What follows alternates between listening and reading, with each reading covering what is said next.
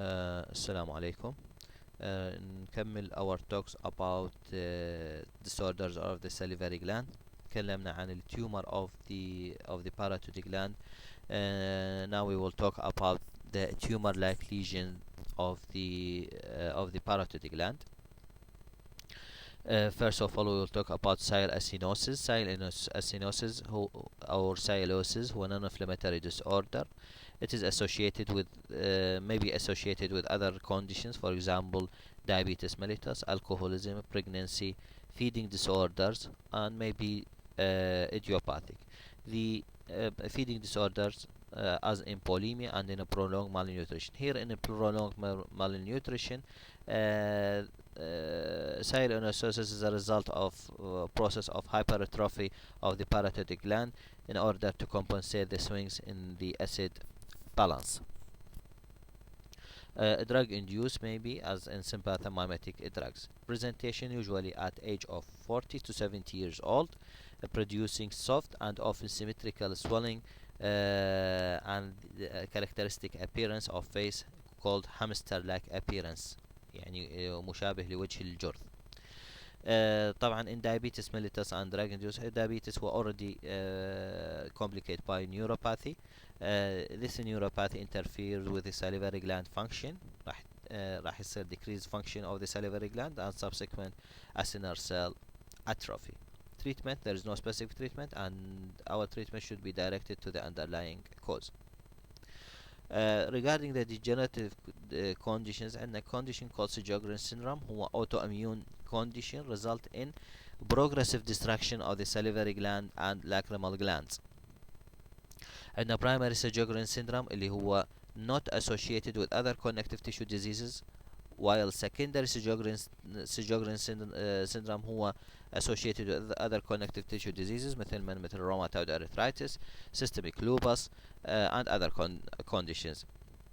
In addition, the symptoms are more severe in the primary Sjogren's syndrome, and it has higher lymphomatous transformation, يعني high risk of lymphoma complication. Incidence 0.5% to 2%, more common in female 10 to 1.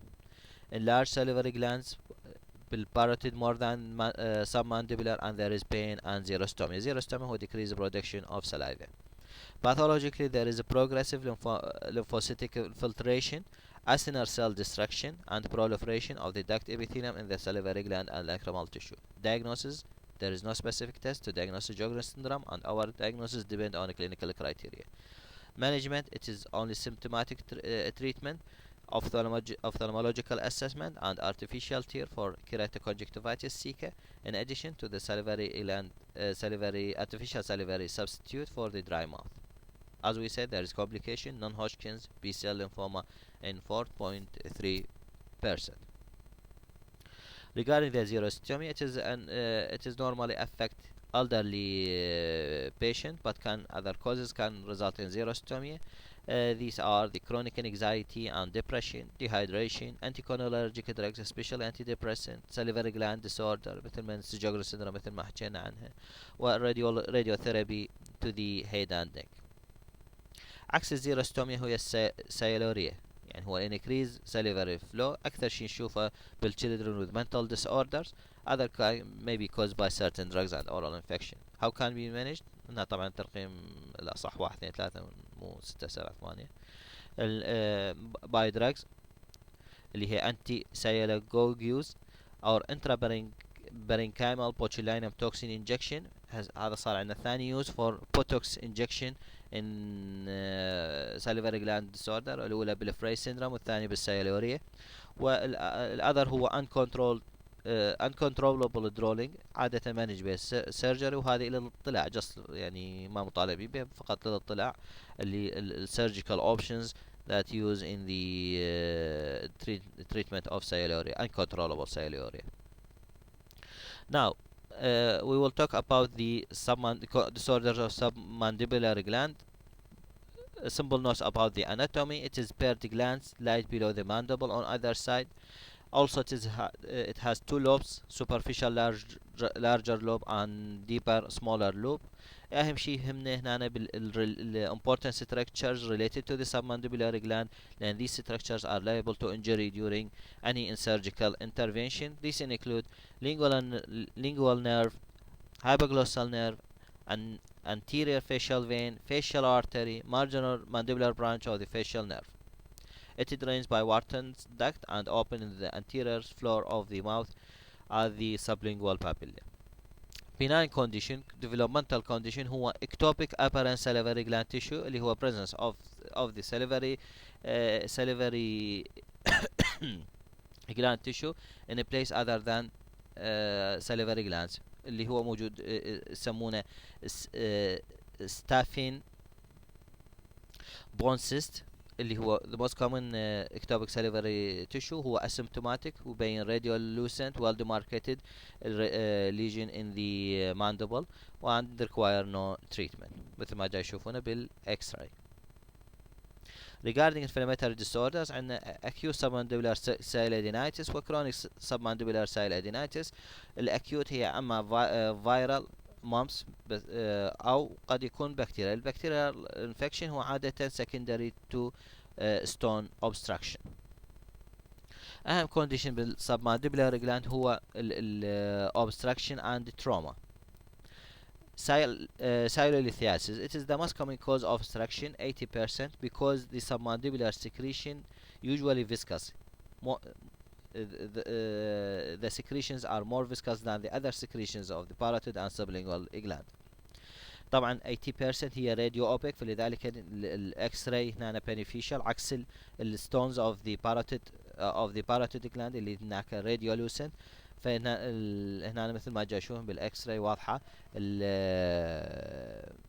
submandibular stone. Stricture is the second most common cause of obstruction. Stricture قد يكون due to other previous surgery أو result healing and fibrosis أو قد يكون fibrosis at site of stone impaction أو قد يكون due to trauma والتروما مثل ما قلنا أما iatrogenic مثل السيرجري أو قد يكون external trauma. Other cause of obstruction هو قد يكون outside pathology مثل floor of mouth pathology فدي tumor بالfloor of mouth أو external pressure مثل يعني إذا فد mass lesion in the mandible or in the neck can produce pressure on the duct and produce obstruction, and this is account 5 to 10% of all of obstruction. Clinically, the patient present with painful swelling precipitated by eating. The swelling occurs rapidly and resolves spontaneously over 1 to 2 hours. This is called mealtime syndrome حالة الباروتيد related to the eating. The most common size of impaction are the of the gland and near impaction out of the gland and near the punctum of the gland. يعني أول ما يطلع من الجلاند and the punctum side floor of the mouth. Examination. There is a large tender swelling. There is an enlarged firm tender swelling بالباروتيد gland لأن هو هنا البرزنتيشن حال البكتيريا سايلاديناتس لأن قلنا هو usually complicated by bacterial infection. Pus may be visible from sublingual papilla. نشوف البس وإذا ما شفنا البس نسوي by manual examination البس will be expressed from sublingual papilla. How can we manage? It is depend on the size. Small, less than 4 mm, retrieved by Dormia basket. It is minimal invasive procedure performed under local anesthesia, either endoscopy, silendoscopy, or under ultrasound control. Larger راح نستخدم extracorporeal or intracorporeal lithotripsy فراح نحولها من large stone into small stones and then retrieved by Dormia basket.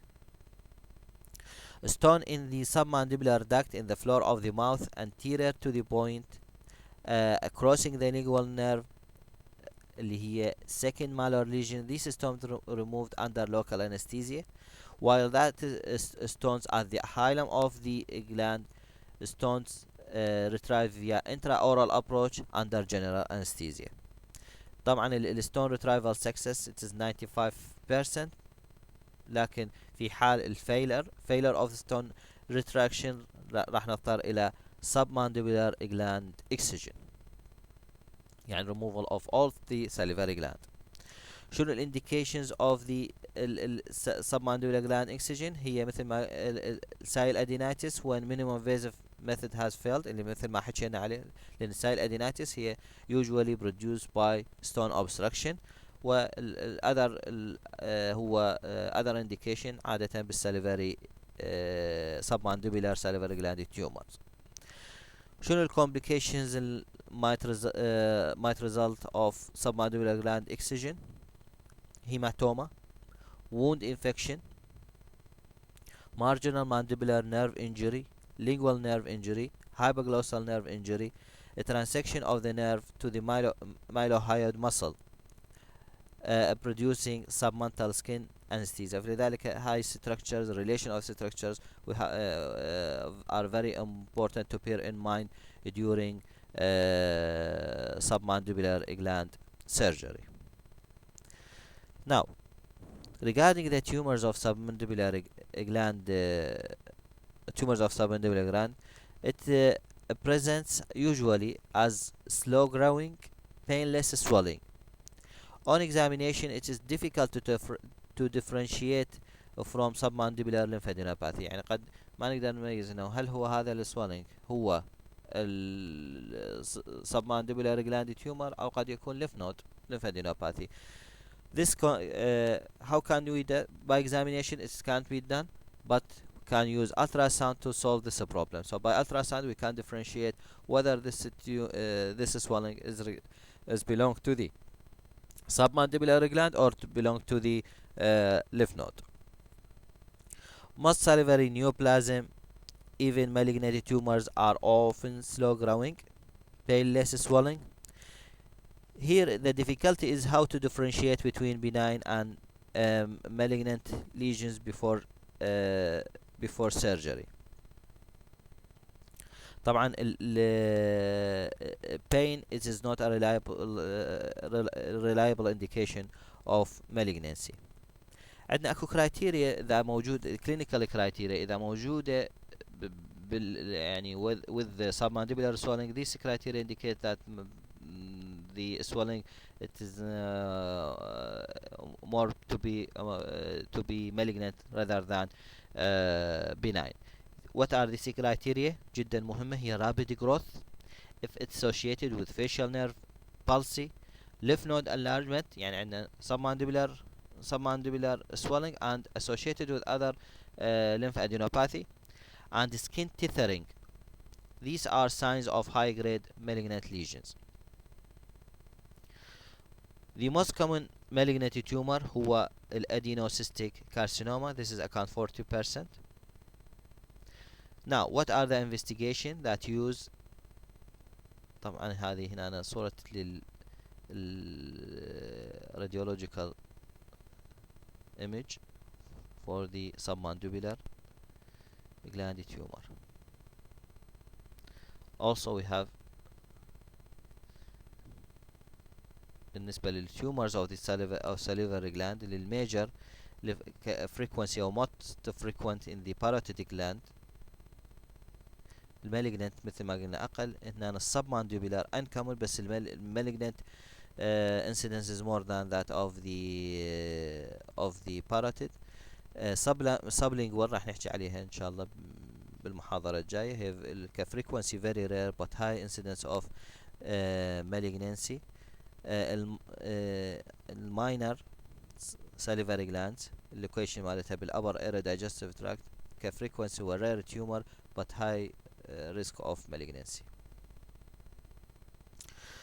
regarding investigation راح نعتمد هنا الالتراساوند يفيدنا بشغلتين. يفيدنا هو to differentiate whether this swelling belong to the submandibular gland or to the lymph node. والشيء الثاني هو use of FNAC aspirate or true cut biopsy وهو يعتبر the investigation of choice. With careful history 95% of malignancy can be identified. من تأكدنا انه هذا malignant or benign راح طبعا نستخدم CT and MRI اللي هو for staging purposes and preoperative planning. Open surgical biopsy is contraindicated. ليش؟ لأن قد may see the tumor into surrounding tissue, making it impossible to eradicate microscopic deposit. Treatment: benign surgical excision. Malignancy: also surgical excision, but it depends on the stage. Larger and more aggressive the lesion, the more radical surgery required. يعني قد يكون يحتاج just يعني in confined tumor قد يكون يحتاج just submandibular gland excision أو قد يحتاج neck dissection. neck dissection طبعا تعرفون بها أنواع neck dissection.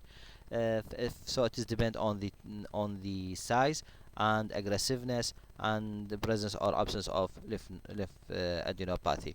ان شاء خلصنا هسه السبمانديبولار جلاند. توقع عندنا السبلينجوال جلاند disorders and minor salivary gland disorder ان شاء الله على المحاضرة الجاية.